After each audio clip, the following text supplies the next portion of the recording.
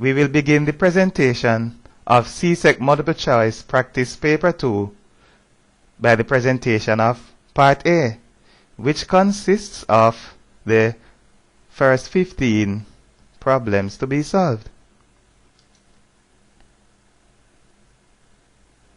First, we need to write the given number in scientific notation or standard form.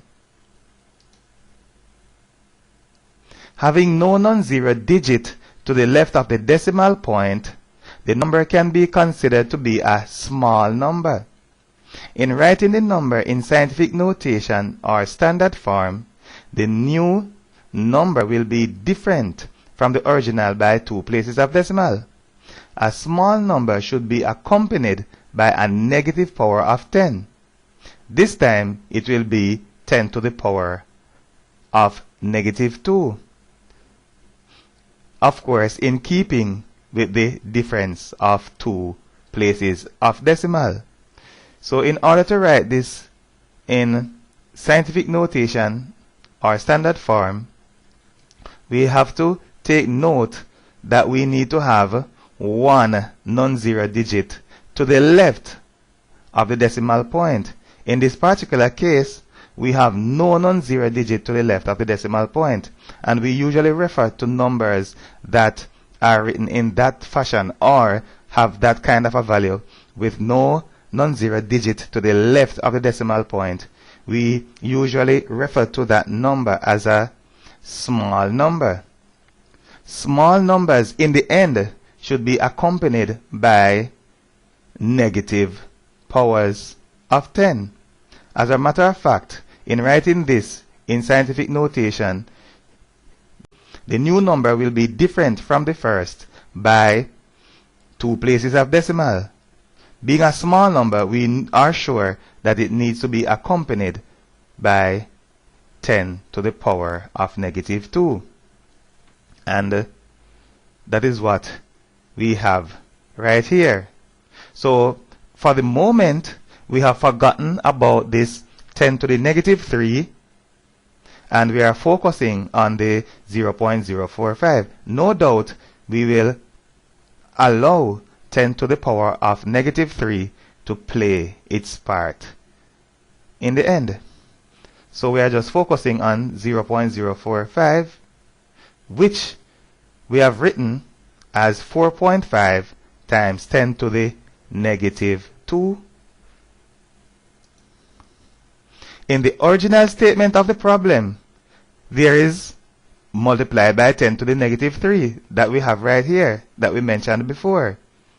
So 10 to the negative 3 is accompanying 0.045. Right. So whatever 0.045 turns out to be, that also needs to be accompanied by 10 to the power of negative 3. So let us include it on both sides and see what happens. So we have it right there and right there.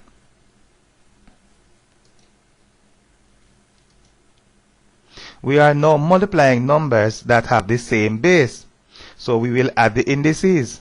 That's what we do. The law of indices says whenever multiplying numbers that have the same base, we add the indices.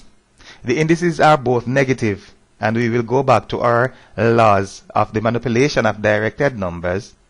When adding numbers that have the same sign, we add the values, and the answer will have the same sign as the numbers that we have added. Therefore, we expect 10 to the power of negative 5. So we have there 4.5 times 10 to the negative 5. The correct answer is option B. I'm a bit surprised that a distractor 4.5 times 10 to the power of 5 was not included, because students have this tendency to say negative and negative, positive. So when they add the negative 2 with the negative 3, they get a positive 5. But that is not in strict adherence to the principles involved in the manipulation of directed numbers.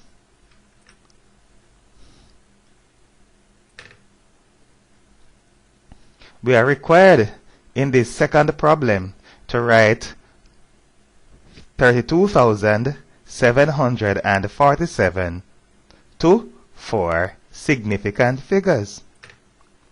And we are taking note that it is 4 significant figures.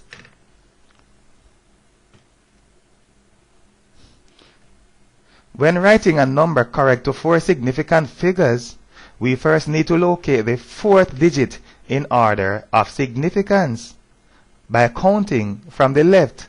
And of course, at the left, we have the most significant digit. So we are going to write to 4 significant figures. We will begin on the left, where we will find, of course, the most significant digit.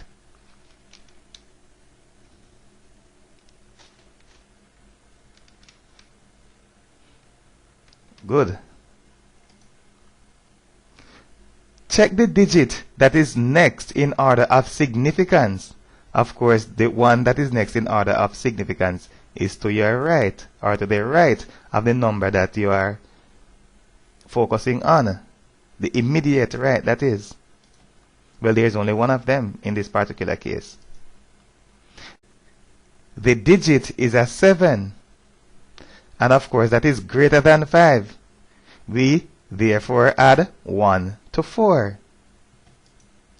Good. And we usually add 1 to the digit in question when the 1 to the right or the one of less significance is of course 5 or more.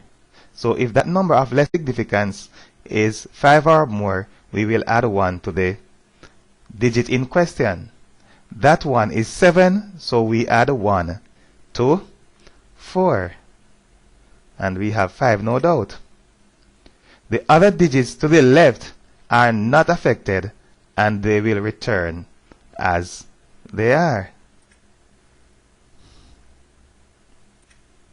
A placeholding 0 is included, maintaining the size of the number. So we have included a placeholding 0 in order that the overall value of the number is maintained. Because what we are doing when we are writing to significant figures, decimal places, and in standard form, well, standard form is just another form, but significant figures, decimal places, we are making approximation. So appropriate approximations need to be made. The correct answer is, of course, option B. Without the placeholding 0, the approximation would have been 3,275, which would have been a horrible approximation of 32,747. So we cannot move from 32,000 and find ourselves at 3,000. That is just going to be a horrible approximation.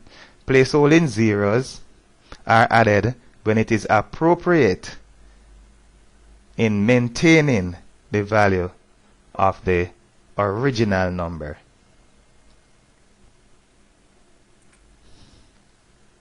The sizes of the interior angles of a polygon are x degrees, 2x degrees, 60 degrees, 3x degrees, and 36 degrees. What is the value of x?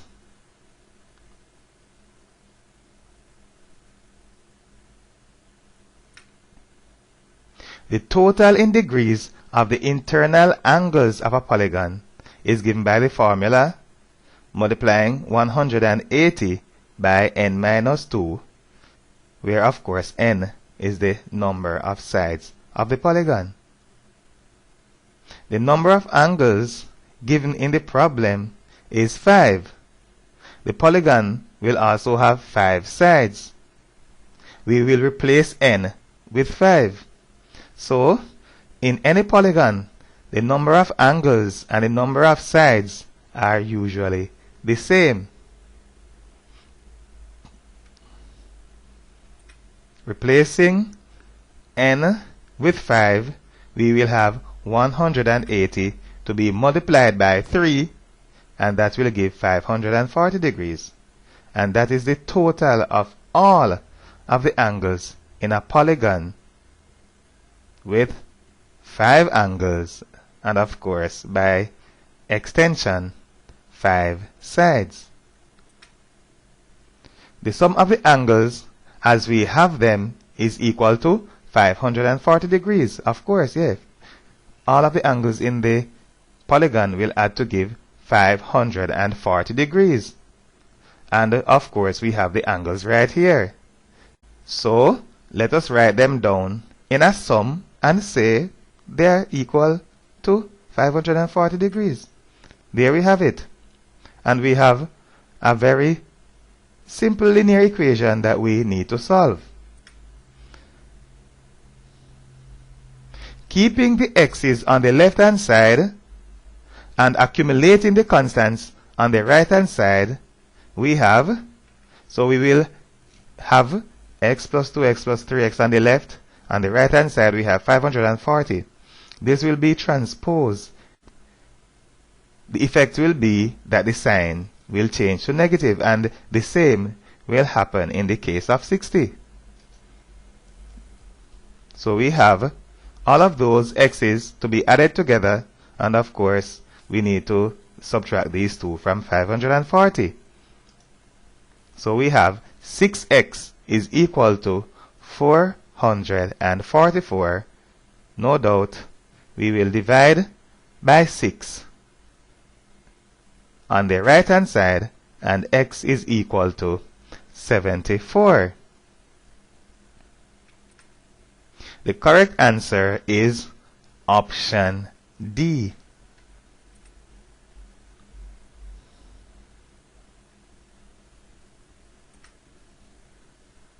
Which of the following relation represents a 1-to-1 mapping? How do we know when a mapping is 1-to-1? Of course, determining that a mapping is 1-to-1 is really no big deal.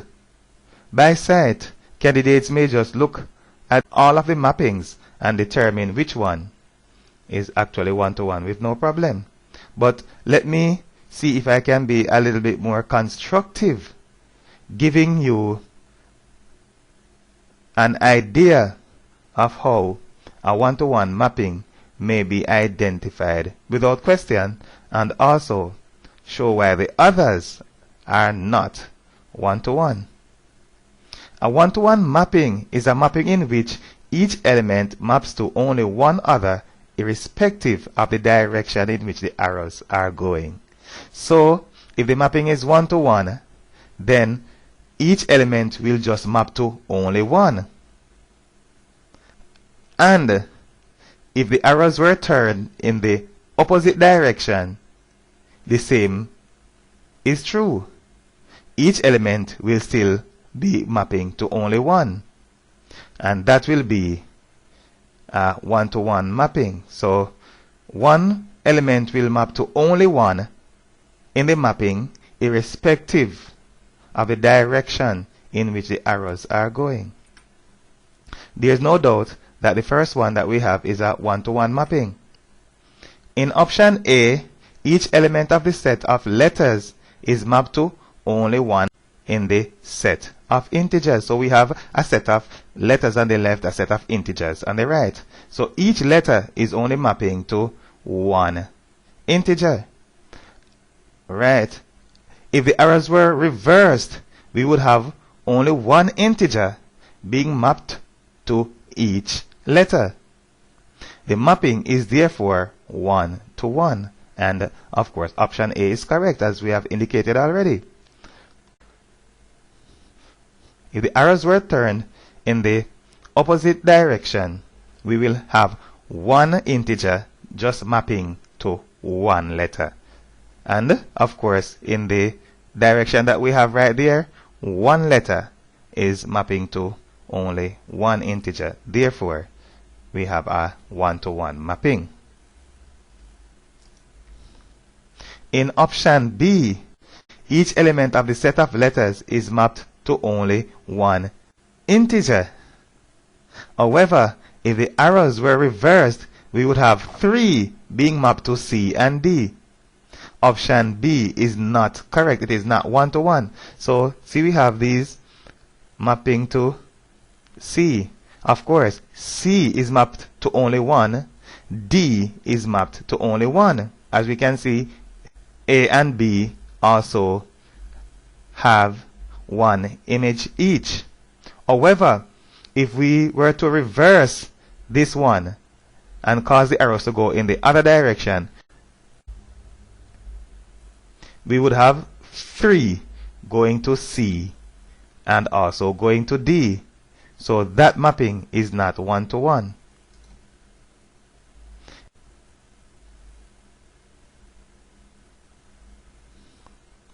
Option C is immediately ruled out because A is mapped to both 1 and 2. So here we have A going to 1 and A going to 2. So we are sure that, of course, C is not 1-to-1 because we have 1 A being mapped to more than 1. So that's not 1-to-1. In option D, each element of the set of letters is mapped to only one member in the set of integers. However, if the arrows were reversed, we would have 1 being mapped to A, B, and C. Therefore, option D is not correct. So as we have right there, we have A is being mapped to only 1, B is being mapped to only 1, and C is being mapped to only 1, even though all of them are mapped to the same element.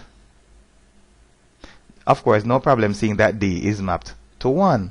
However, if we go in the other direction, if the arrows were going in the other direction, we see that 1 will be mapping to A, it will map also to B, and it will map also to C. Therefore, the relation as represented by that mapping is not 1-to-1.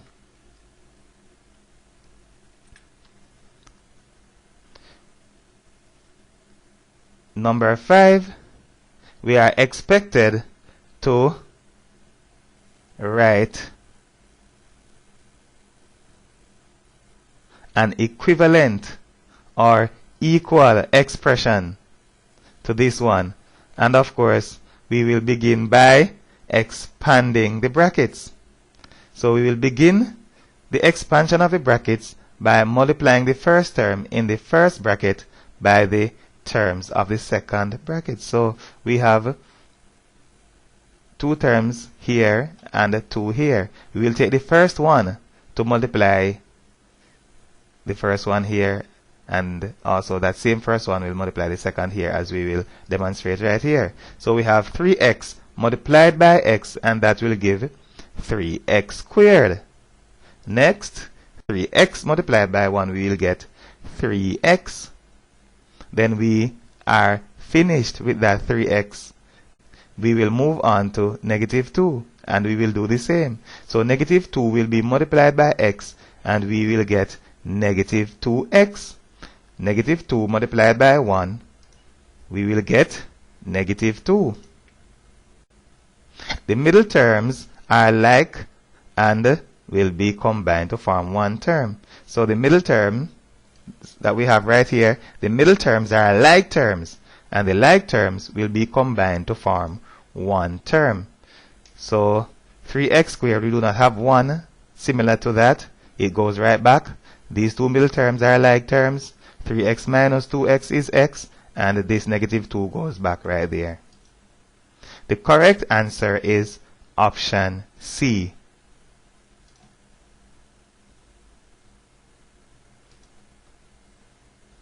The cost price of an article is $40, and the profit is 20% of the cost price.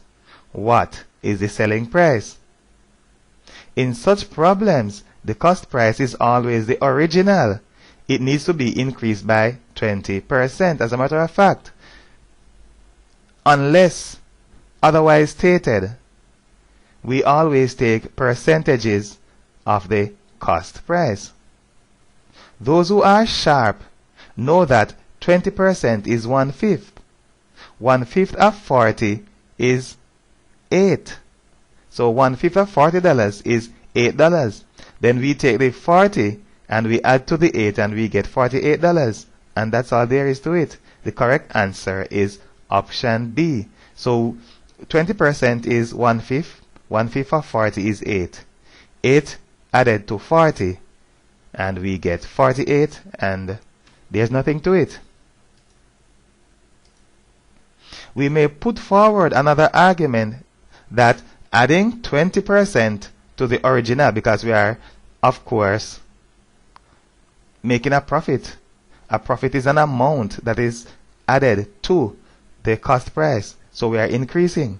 So we may put forward another argument that adding 20% to the original, which is 100%, the original is always 100%. That original will increase in percentage to 120%. Now 120% is 120 divided by 100, or over 100, and that will give 1.2. Dividing 120 by 100 gives 1.2. Increasing a number, therefore, by 20% is the same as multiplying by 1.2.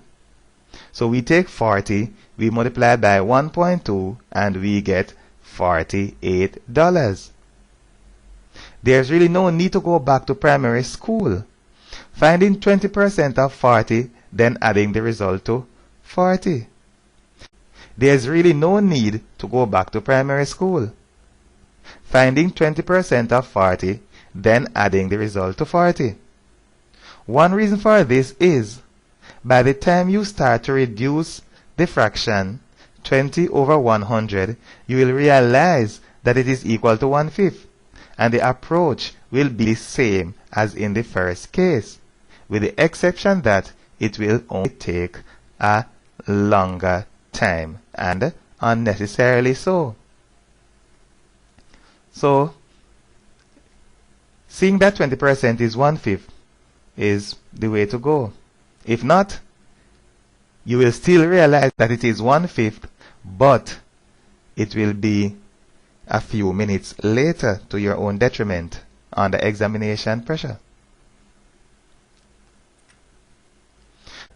The number 3,754 expressed to the nearest hundred is, so that is what we need to answer. We have placed that number under the microscope, and what will we do next? Writing a number correct to the nearest hundred is analogous to a significant figure problem. We need the number correct to the nearest hundred. Let us include the place values of the digits. So we need to write it to the nearest hundred, which of course is a significant figure problem. But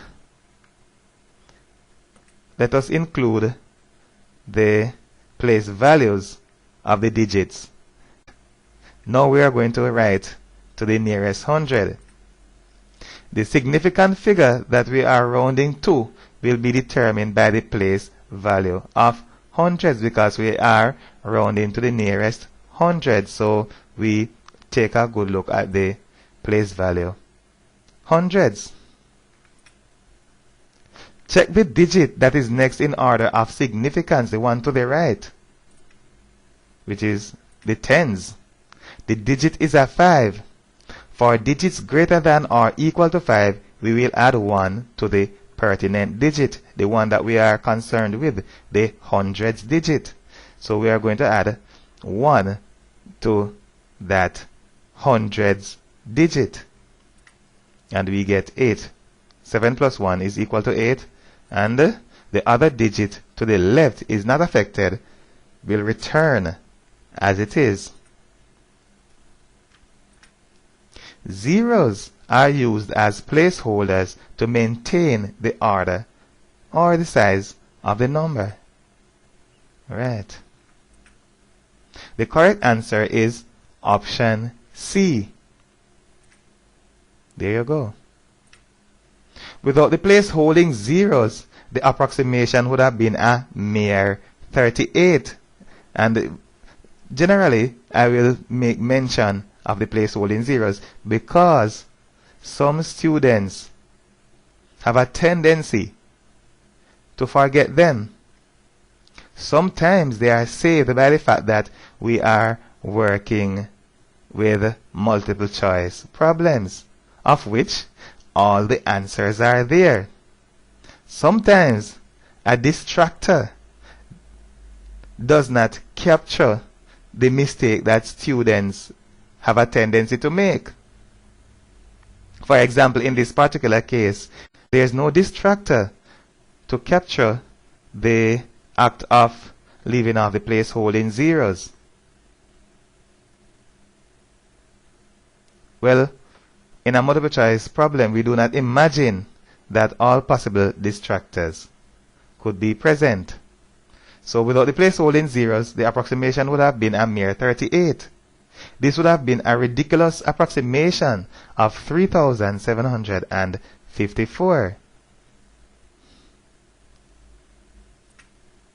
Pineapples are sold at D cents per pound. The total weight of 3 pineapples is 5 pounds. What is the average cost of 1 pineapple? This is a lovely problem. It will make even the best of mathematician take a good look at what he is doing. Although it is not by any means difficult. It is not a difficult problem, but I am compelled to take a second look at it. In this problem, the ultimate question is the greatest key to the solution of the problem. And what is that ultimate question? What is the average cost of 1 pineapple? What is the average cost of 1 pineapple? Since it is the cost of 1 pineapple that we need, our first duty should be to find the weight of 1 pineapple. So we need to find the cost of 1 pineapple. We need to find the weight of 1 pineapple. Because here we have the total weight of 3 pineapples is 5 pounds. We need to find the weight of 1 pineapple. So 3 pineapples will weigh 5 pounds. And we need to find what 1 pineapple will weigh. This may be achieved by dividing the weight of 3 pineapples by 3. So to find what 1 pineapple will weigh, we divide by 3 here, and we divide by 3 on this side also. The 3's will cancel here, so we will have 1 pineapple, and we have 5 over 3 on the right hand side. Like so. Let us now consider the initial statement of the problem and write a mathematical statement. So there you have the initial statement of the problem. Pineapples are sold at D cents per pound. So we know the weight of 1 pineapple, and we know that 1 pound is sold for D cents. And we have 5 over 3 pounds. So 1 pound cost D cents. 1 pound costs D cents, then 5 over 3 pounds will cost D multiplied by 5 over 3. Right, like any other item. 1 unit costs X. 10 units will cost 10 multiplied by X. So 1 pineapple is 5 over 3 pounds. So we need to find the cost of 1 pineapple by multiplying the weight of a pineapple by the cost of the unit weight. So 5 over 3 pounds will be 5 over 3 multiplied by D, which will give 5D over 3. So of course we need to multiply the D by the 5 over 3 and we will get 5D over 3. And do we have it right there? The correct answer is option B. Good.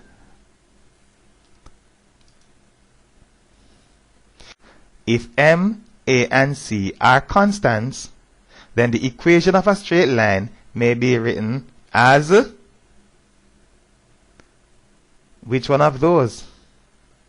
This problem is a straightforward knowledge question. That is, if you know the general formula of the equation of a straight line. So if you know the general formula of the equation of a straight line, you just look at it and you just say that is the one.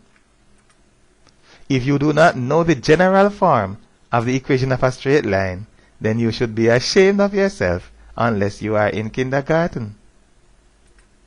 The correct answer is option A. Y is equal to mx plus c. I think that we have heard that so many times echoing in our heads, even when we are asleep. Y is equal to mx plus c. Among my students, if they are going to determine the equation of a straight line, we have a lot of methods that we can use. They all jump at y is equal to mx plus c. A store charges 6% value added tax VAT on all sales. What is the total cost of a shirt marked at 30? So the value added tax is 6%. Of course, students always ask me what is value added tax, what is VAT? It stands for value added tax and is tax added that is dependent on the value of the item to which it pertains. Because it is always a percentage of the value of the item, it increases with the value of the item and also decreases with the value of the item. Such a tax is given as a percentage of the value of the item. Or GCT is a value added tax. Of course, which is too high. We make use of our usual reasoning and solve the problem in a matter of seconds. What is our usual reasoning? That we add 6% to the original. The original is 100%. So, according to the significance of the statement of the problem, especially that it has to do with value added tax, we need to increase the marked price by a percentage. And that percentage is going to be the value added tax when it is evaluated.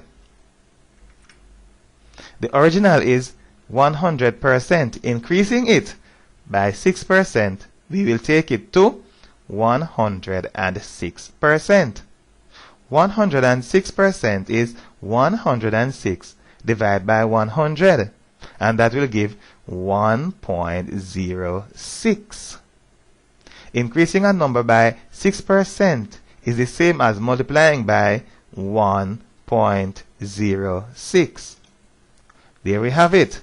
And the answer is 31.80, $31.80. And that is option B. Good.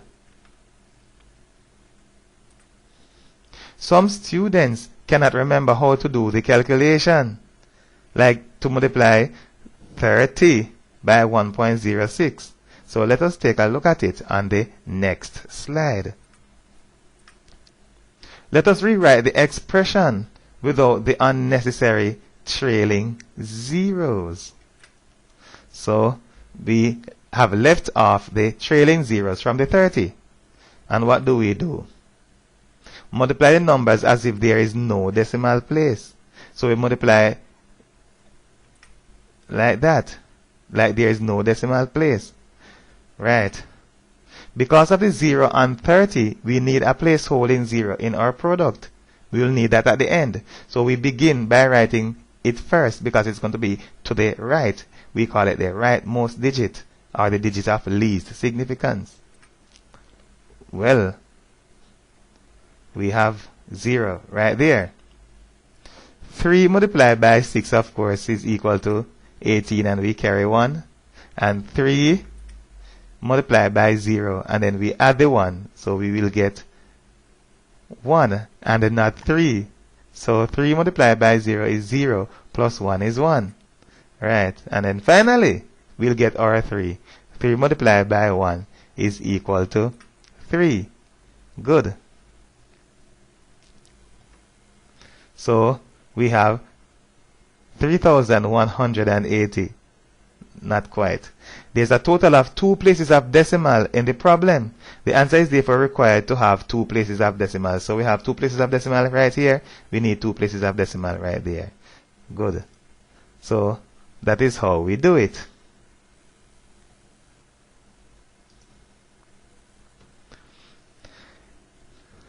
In its simplest form, this expression that we have here is equal to what? Of course, let us see how we may dissect that horrible looking expression. We have 5 plus 2 all to the power of 3. Any number or expression that is raised to the power of 3 tells us that the expression or number is multiplied by itself 3 times. We'll have 3 occurrences of that expression or number being multiplied together. So 3 occurrences of 5 plus 2. What about the other one? Right, that one is there for you to change gear. So you change from perfect to difference. So that's a cube that we have right here. So we are going to go down to the difference of squares. The lower expression is a difference of 2 squares, as we can see. Recall that a difference of 2 squares can be factorized in the following manner. So if you have a squared minus b squared, factorizing that, you get a plus b in one bracket and a minus b in the other.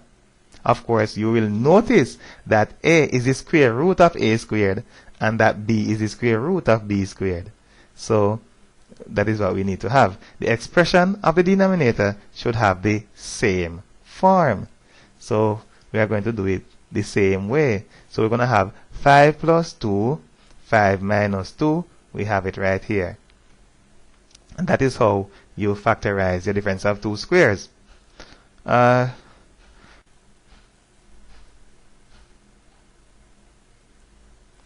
of a giveaway, because we didn't have 25 or 4. We have 5 squared and 2 squared, blatantly demonstrating to us that we have 2 squares. Reduce the fraction by a common factor of 5 plus 2. So we have this multiplied by this multiplied by this. We have a factors here, we have factors there. We have a common factor of 5 plus 2. We will reduce the fraction by that common factor. Right, so the fraction will be void of those 2 factors. No problem, seeing that 5 plus 2 is equal to 7. So 5 plus 2 is 7 and 5 plus 2 is 7. We will have 7 multiplied by 7. And of course, 5 minus 2 is 3. So we'll have 5 minus 2, 3 right here. So we have 7 multiplied by 7 over 3. And 7 multiplied by 7 is 49. 49 over 3 is our answer, and that is option D.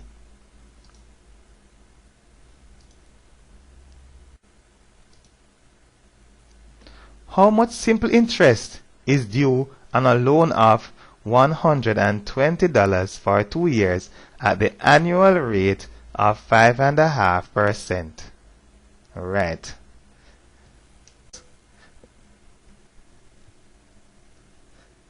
The examiners are our good friends, but sometimes they throw in a little fraction. And of course, that kind of causes our balances to shift a bit, because we hate fractions. We will use the regular formula for calculating the simple interest. The only concern, and not a serious one at that, is the mixed number that is given as the rate. Yeah, that is the only concern. And it's not a serious one. At least it's not for me a serious one. Maybe for you it is a serious one. So the simple interest is equal to principal multiplied by rate multiplied by time. Where is the 100? The rate is a percentage, a fraction with 100 as its denominator. That is what the rate is. Dividing by 100 is therefore a redundancy. As long as the rate is included, dividing by 100 is mandatory. Including 100 in the formula is just a bad habit that we have developed over the years. So 5.5 over 100, what do we do first? That is the rate. What do we do? There is your 5.5. Let us first write it as a single fraction. So instead of a mixed number, we write 5.5 as 11 over 2 that we have included in our rate. By dividing by 2, then dividing by 100, it is the same, or will have the same effect as dividing by 200. So we have instead 11 over 200. We are back with our formula for simple interest, principal times rate times time. Do not forget that the rate is a percentage that is given as a fraction whose denominator is 100. So the principal is 120, the rate is 11 over 200, and the time is 2. And we put them in our formula right there. And what do we know? The fractions may be reduced by a common factor of 40. 40 to 200 is 5, I think. I'm correct. 40 into 120 is 3. And there's no common factor remaining that we may reduce by. So we multiply the 3 by 11 by 2 and we get 66. And there we have our 5. And that is 5. So we have 66 over 5 or 66. Divide by 5. And what? Of course, 5 into 66 is 13 and a little more. So we know that 13 multiplied by 5 is 65. 13, 5, 65. Which is just a whisker from 66. The only answer that is shaping up to be correct is option B. This one. Right? Because we know that 13 times 5 is 65, which is very close to 66. And the one that is very close is 13.2. Of course, we'll have 13 and remainder 1. 1 over 5, 1/5 is 0.2. We study these common fractions beginning in primary school. We know all of the fifths, all of the quarters. So we have 3 quarters, which is 0.75. A quarter is 0.25. 1/5 is 0.2. 2/5 is 0.4, and so on and so forth. So those common fractions, we know the decimal equivalent of every single one of them. Right? Beginning with our studies in primary school. So if we get 13 and remainder 1, 1/5 we know is 0.2. There's no problem seeing it that we have the answer dead on right here, which is option B. Mr. Jones purchases the TV advertised in the diagram by using the hire purchase plan instead of paying cash. How much more than $600 does Mr. Jones pay for using the hire purchase plan? Let's see. To find how much more was paid on hire purchase, we first need to find the total hire purchase price. First, consider the down payment. So we are going to look at the hire purchase price. And the total hire purchase price is inclusive of the monthly installment and the down payment for those people who have a tendency to forget about the down payment at the end. So we put the down payment first, and what do we need to do? What is the information that we have there? Right here we can take a look at the advertisement. $55 monthly for 12 months. So we know that we need to multiply the 55 by 12 and add it to this one. So next, add the 12 monthly payments of $55. So we have done that. But we need to know 12 times 55. And that is equal to 660. So we have $60 plus $660, and that turns out to be $720. That's the total hire purchase price. Finish up by subtracting the cash price from the hire purchase price. So what is the cash price? Do we have it right here? No, right there. So the hire purchase price is what we have right here. And the cash price is what we have right here. So we have $720 and we are subtracting the cash price of $600 and we get $120. And that is the difference between the two payments. But I know that with the rate at which institutions are giving hire purchase plans today, that if you pay $600 cash, you will pay $1,200 on hire purchase. The least, that is the least you will pay on hire purchase. You will pay double. Right. So that is how horrible hire purchase plans are today. And mathematics, economics, you avoid them as much as you can. The correct answer is option D. The most blatant catch to the problem is the expectation that some candidates may not remember to include the down payment. By so doing, they would have found the answer to be $60. And that is one of the distractors, and we have it right here. So the most blatant catch would be that if you did not remember to include the down payment, you would have $660, and from that you take $600, you'll be left with 60, and you are sure that the answer is option A. And the examiners are doubly sure that it is option D. This number 14 that we have right there, because of its appearance, may be a bit shocking to some candidates. The expression that we have is the factorized form of the difference of two squares. Right, so it is a form of the difference of two squares, the one that has already been factorized. It has right here something plus this and something minus this.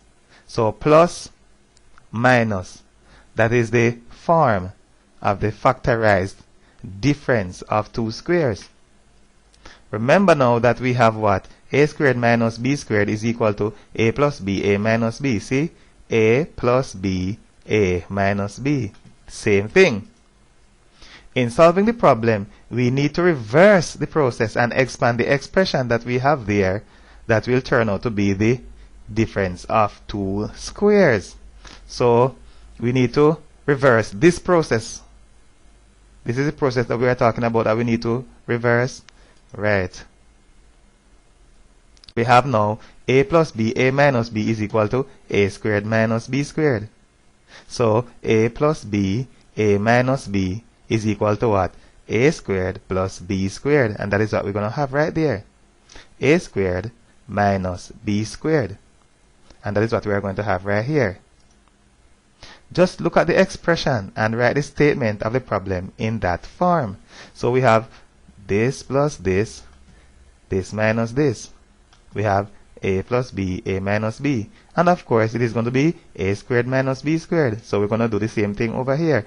0.1 squared minus 0.01 squared. Lovely. those numbers are easily squared. Just square 1, and the number of decimal places are doubled in both cases. So to square 0.1, we'll have a 1 multiplied by 1, which is 1. And then we'll have double the decimal places. So in this particular case, we have only 1. So eventually, the answer will have 2 places of decimal, 0.01. And in this particular case, we have to multiply 1 by 1, which is 1. And we have 2 places of decimal. We will double that to 4. So we will have 3 zeros, 0.0001. No problem. Right, and now we need to subtract. And good. At this stage, candidates should see that the answer is option D. However, let us demonstrate. So right at this stage, you'll see that the answer is option D, because right here, you know that this cannot be subtracted from, if we put placeholding zeros there, 1 cannot be subtracted from 0. So we will have to rename this, put a 0, then we'll have here a 9, then we'll have here a 10. So we'll have the 9 at the end, which is this one. And some candidates should be able to just look at it and determine that immediately.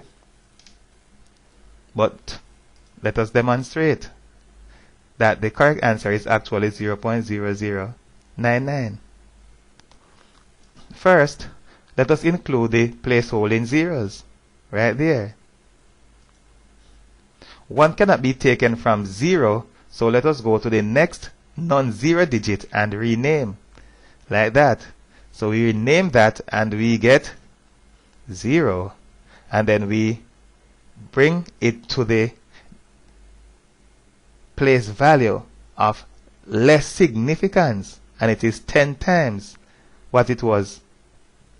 Right, not necessarily 10 times, but its value is 10 times the value in the position of the less significant digit. Right, so we have 1, 0, that is 10. So let us rename again. Right, and we have 9 right there. And of course, bring that to the place value of less significance. Right, it will be 10 times the new placeholding position. So we have it right there, 10. And then we subtract. 10 minus 1 is 9. 9 minus 0 is 9. Then we have our zeros. Those are the only ones that will remain. And we have confirmed that the answer is actually option D.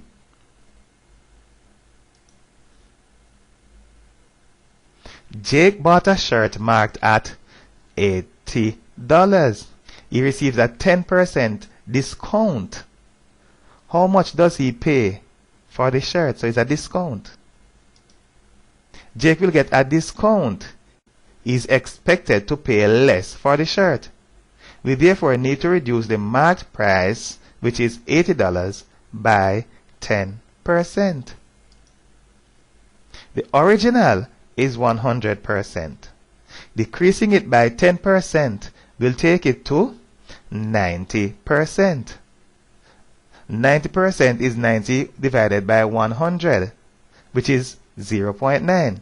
So, decreasing a number by 10% is the same as multiplying it by 0.9. So, to decrease that $80 by 10%, we multiply by 0.9 and we get $72. The correct answer is option C. And of course, we know the problem that students encounter sometimes with the decimal places when they need to multiply. Right? So we go right back to our primary school strategies. Some students cannot remember how to do the calculation. Let us take a closer look at it. Multiply the numbers 80 and 9 as if there is no decimal place. Right, so we multiply 80 and we multiply 9 as if there is no decimal place. But is there really no decimal place? In the initial statement, as we have it right here, there is one place of decimal. The answer will need to have a single decimal place also. So we have one decimal place here in the statement of the problem. In the answer, we will include one place of decimal also. So we have $72 flat. The decimal place will be occupied by only this zero that we have right here, and the answer is $72.